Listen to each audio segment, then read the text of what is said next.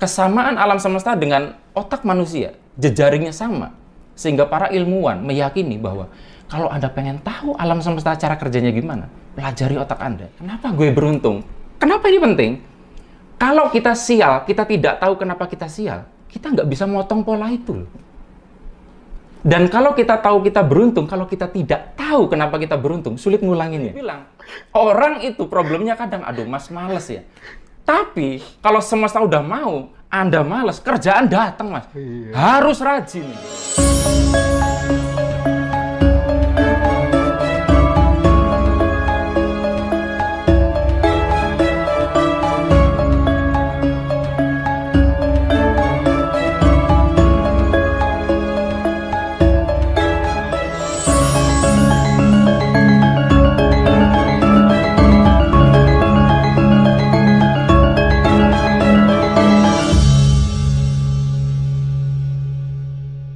Siang Mas Arif RH. Selamat siang Mas Hendra. Gimana kabarnya? Baik Mas, sehat-sehat ya. Sebelumnya terima kasih banyak untuk tim dari Ngaji Roso. Karena dari sekian banyak orang yang sebetulnya jauh lebih kompeten dari saya, kok tiba-tiba saya dihubungi. Mudah-mudahan saya cukup kompeten untuk berbicara di sini. Thank you Mas. Terima kasih kembali ya. Terima kasih juga sudah menerima teman-teman ya kan. Saya datang ke sini tadi waktu lihat Mas Arif RH langsung ikut nular vibrasi semangatnya gitu. Jadi aduh, mudah-mudahan teman-teman yang nonton juga begitu. Amin, amin, amin. Appreciate buat kajian-kajiannya Mas Arif RH. Bukunya yang di belakang itu ada Kitab Ilmu Vibrasi. Ya. Itu sebenarnya berisi tentang apa sih Mas Arif? Jadi sederhananya ya, jadi saya tidak mendescribe buku ini, tapi ilmu vibrasi itu bercerita tentang bagaimana kita memahami sebuah peristiwa kenapa bisa terjadi. Entah itu peristiwa itu sial atau beruntung, sebetulnya secara sains itu ada faktor penyebabnya. Nah, faktor penyebabnya itu ada teknis, ada non-teknis. Sebagai contoh, nggak apa-apa ya, saya contohkan. Boleh. Anggap Mas Hendra adalah seorang public speaker yang sangat hebat sekali. Setiap Anda tampil itu bisa memukau audiens. Bahkan orang tuh bisa nangis, merebes milih. Padahal Anda belum ngomong apapun. Terharu. Lalu saya katakanlah ingin meniru kehebatan seorang Hendra sebagai seorang public speaker. Saya catat tuh teknisnya. Oh, Mas Hendra itu pakai bajunya atas terang, bawah gelap. Sepatunya beda warna kanan kiri misalnya. Setiap 3 menit senyum agak memicing. Semuanya saya tulis detail. Lalu berdasarkan catatan itu, saya besok ngomong di panggung persis seperti catatan itu. Kira-kira hasilnya sama nggak dengan Mas Hendra perform? Beda. Tidak. Karena yang saya catat cuma teknis. Ada aspek non teknis. Apa keyakinan Mas Hendra waktu ngomong? Beliefnya apa? Perasaan yang diakses seperti apa, kemudian rasanya seperti apa, getaran apa yang terpancar. Nah, sehingga kita bisa lihat bahwa kenapa kita sulit kadang meniru hasil dari seseorang, karena kebanyakan orang tertarik hanya meniru teknisnya. Even itu quote-nya disama-samakan. Iya. Makanya orang bisa niru bisnisnya orang, Mas. Tapi rezeki belum tentu bisa ditiru. Iya. Karena rezeki itu bicara tentang non-teknis, kesadaran, dan itu wilayah vibrasi. Nah, di dalam buku ini sebetulnya saya ingin cerita bahwa apabila Anda sudah sedemikian pontang-panting belajar hal teknis, tapi kok hasilnya kok nggak optimal ya, gitu loh. Maka curigalah jangan-jangan non-teknisnya yang nggak beres. Di mana non-teknis itu yang akan menjadi sumber getaran dengan frekuensi tertentu yang akhirnya mencipta realita, entah itu positif ataupun negatif. Nah, gambarannya seperti itu, Mas Indra, dari buku ini. Jadi, buku ini mungkin intinya tuh tahu diri. Artinya kita sial, kita tahu diri. Kenapa ya gue sial gitu loh. Kenapa gue beruntung? Kenapa ini penting?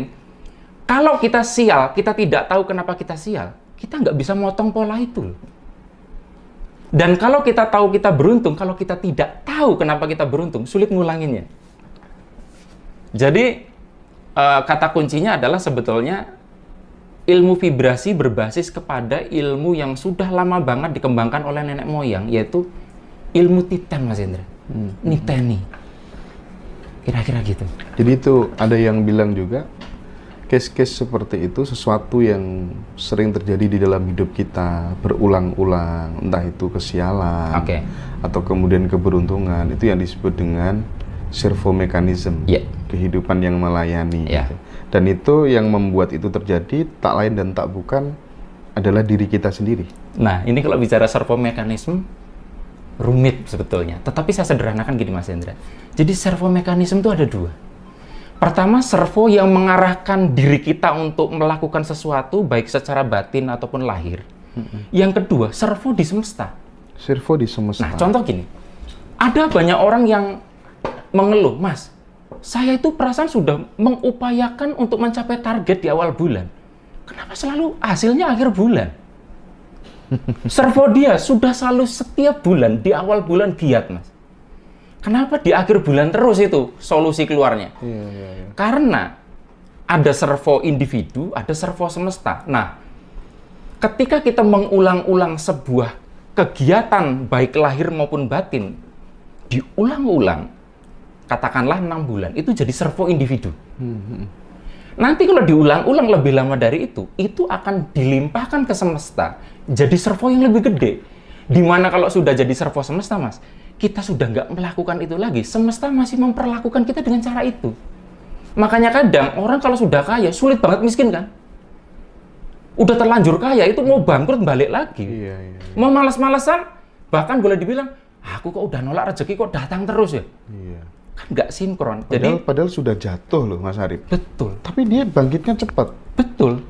Padahal dia sudah, jadi gini, ada satu titik ketika servo semesta udah terbentuk, kita nggak mau sukses, semesta yang memaksa kita, Mas. Mangkato, menyango gitu. Kalau servo individu kan itu masih putarannya di sini. Belum putaran di level semesta. Nah, tugas kita sebetulnya, Mas, gimana caranya? Muter-muter servo ini terus melebar jadi servo semesta. Sehingga apa?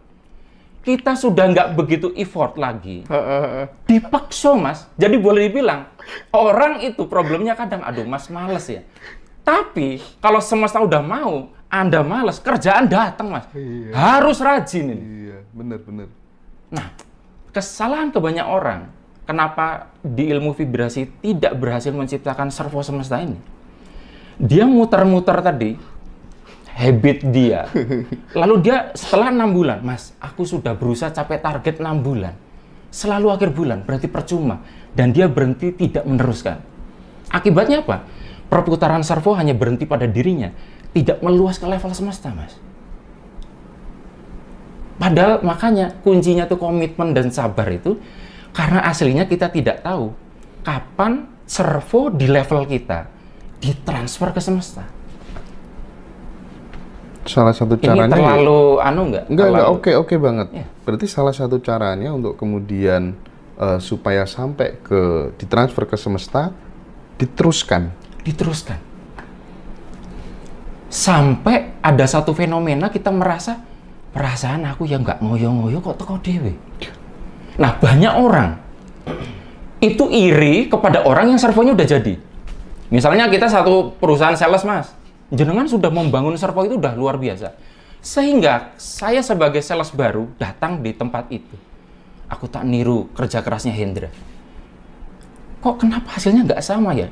Udah gitu, Hendra perasaan juga nggak ngoyo-ngoyo amat. Kenapa hasilnya dia kok lebih hebat dari saya? Jangan di-compare. Karena levelnya kita baru membangun servo individu. Levelnya Hendra udah server semesta. Kalau Mas Hendra nanya, berapa waktu lamanya untuk tercipta servo? Secara individu, angkanya sudah jelas. 3 bulan, 6 bulan gitu kan akan menciptakan habit ya. Tapi itu baru menciptakan neuro connection di otak, Mas. Dan kalau teman-teman ya, cari hasil penelitian bahwa otak manusia dengan alam semesta itu plek jiplek. Plek. Anda boleh cari. Kesamaan alam semesta dengan otak manusia, jejaringnya sama. Sehingga para ilmuwan meyakini bahwa kalau Anda pengen tahu alam semesta cara kerjanya gimana, pelajari otak Anda. Jadi ketika kita membangun servo itu lagi membangun di semesta kecil di sini. Nah, saraf-saraf di level semesta lagi pelan-pelan membangun itu. Kita harus sabarnya di situ. Jadi saya 2 hari yang lalu Mas ya. 2 hari yang lalu tuh saya mikir, kenapa ya apa yang selalu saya tanam di pikiran itu kok selalu direspon oleh semesta. Jangan-jangan memang miniaturnya alam semesta itu ya manusia itu sendiri. Jelas banget.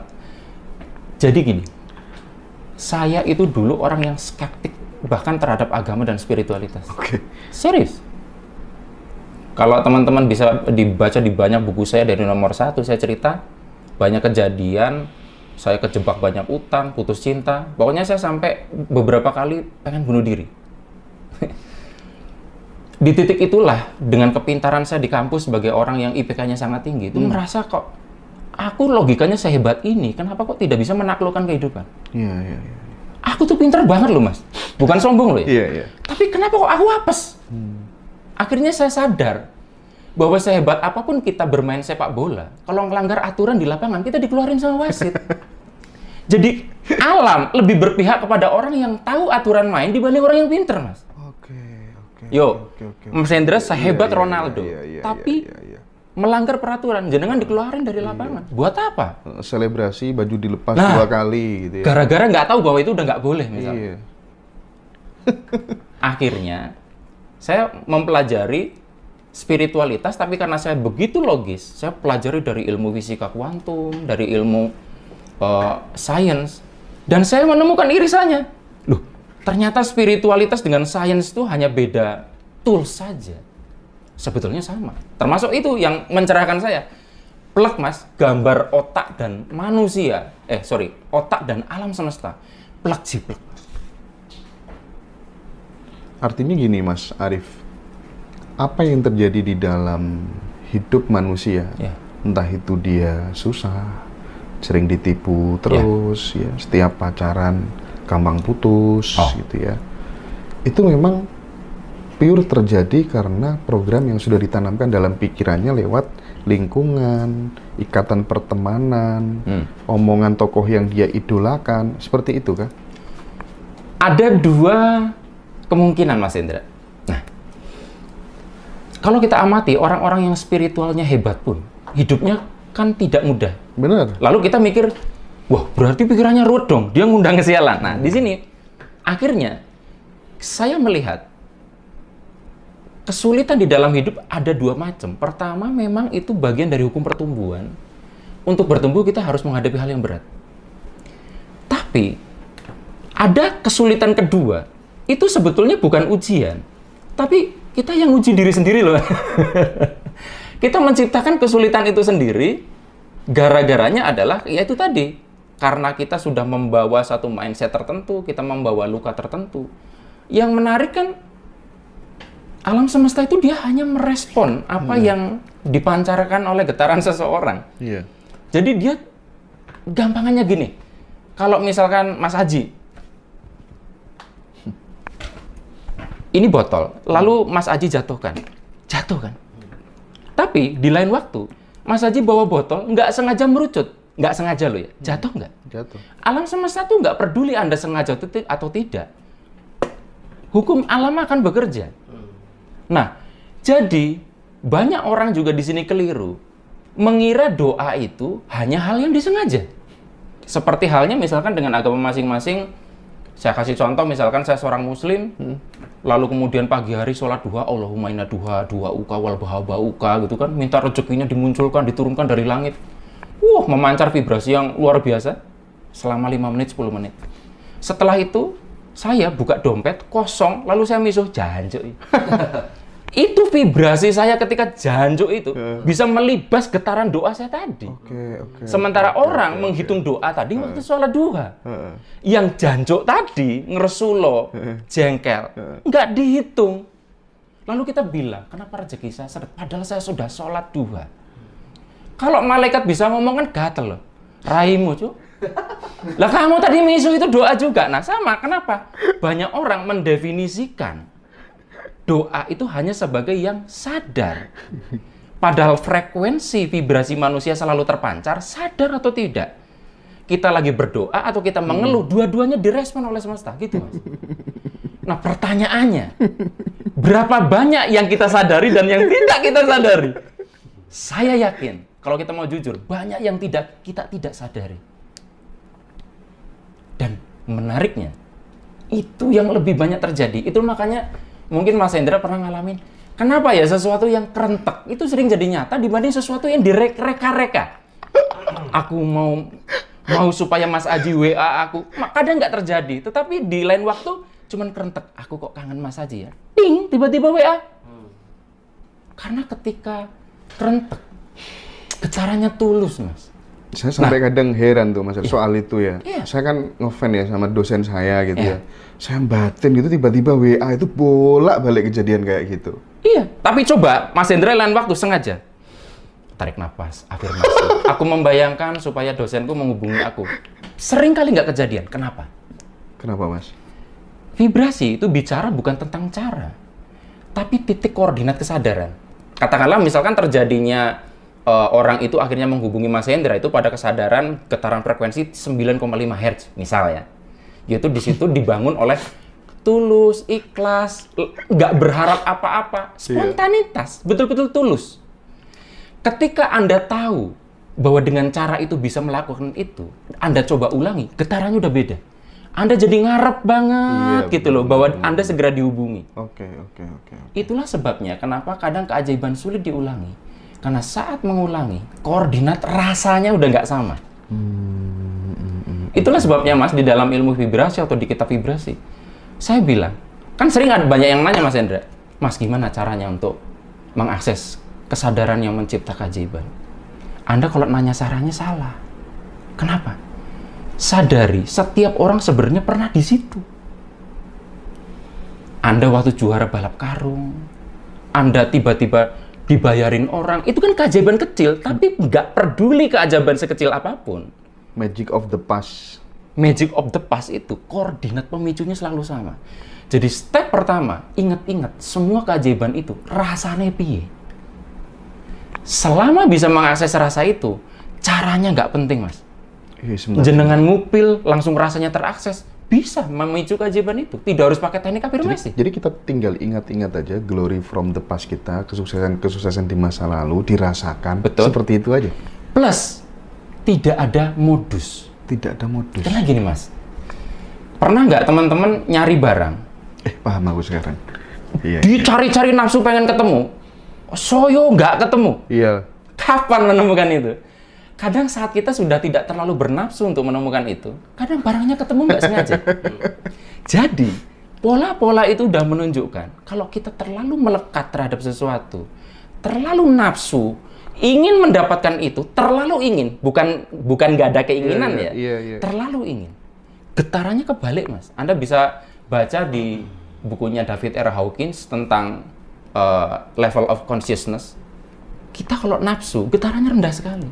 Nah, ketika Mas Hendra tadi bilang, berarti kalau kita magic of the past, kita nginget-nginget, tahun kemarin omset bagus. Kalau waktu mengakses itu betul-betul tulus. Ingat loh, ikhlas itu tulus, bukan tools. Banyak yang menjadikan ikhlas jadi tools, sehingga dia jadi geser. Iya, tulus, bukan tools. Makanya Mas, kenapa ya aku udah tahu caranya diulang nggak bisa? Karena jenengan sudah tidak tulus. Bagian iki masing angel. Makanya katanya ikhlas itu jangan dicari, karena kalau dicari nggak ketemu, pas ketemu, kalau diklaim hilang. Wah, aku mau ikhlas lah, nggak ketemu. Atau kita waktu beribadah khusyuk, terus kita, wah aku khusyuk, bubar Mas. Jadi titik itu Mas Hendra, titik keajaiban itu menarik. Nggak boleh dikejar. Boleh diupayakan, tapi nggak boleh dikejar. Beda ya? Nggak boleh dikejar. Ketika tercapai, jangan diklaim. Itulah sebabnya, ketika kita melakukan klaim, sering menggagalkan keajaiban. Pernah nggak ngalamin misalkan, ada orang, Anda mau jual tanah, kemudian dia ngabari, Mas, besok insya Allah jadi ya, nanti tak transfer. Anda udah seneng banget. Kalau istilah saya, early celebration.